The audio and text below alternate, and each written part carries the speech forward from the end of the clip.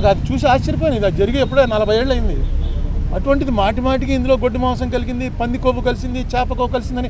వెంకటేశ్వర స్వామి కదా, వెంకటేశ్వర స్వామి అంటే మనకు ఎవరికి గుర్తుండదు ఫస్ట్ ఎప్పుడు చూసామో.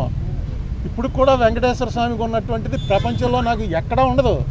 ఆ రష్ నేను చూసాను, నార్త్ ఇండియన్స్ వచ్చి చూసి ఏంటిది రోజు కుంభమేళ ఇక్కడని. అంత జనం, అంత వెంకటేశ్వర స్వామి అంటే దాంట్లో అన్నిసార్లు అనకూడదు అసలు. నిజంగా జరిపిన వాళ్ళని శిక్షించడానికి ప్రయారిటీ ఇవ్వాలి. కానీ దీంట్లో నిన్న ఇంకో మాట అన్నాడు ఆయన, నాకు ఆశ్చర్యం వేసింది. ఇది అవినీతి కాదుట, హిందూ మతాన్ని నాశనం చేయటం కోసం పన్నిన కుట్రట. హిందూ మతం నాశనం అవటం, నాశనం అవడానికి చేయగలడా దీన్ని?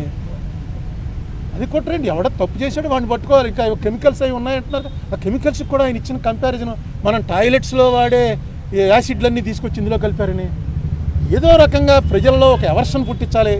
తిరుపతి లడ్డు అంటే అంత టేస్ట్గా తినేవాళ్ళకి ఆ లడ్డు చూడగానే ఇందులో ఏముందోరా బాబు అని అనిపించే భయం కలిగించాలని సీఎం లెవెల్ మనిషి అలా మాట్లాడటం కరెక్టే?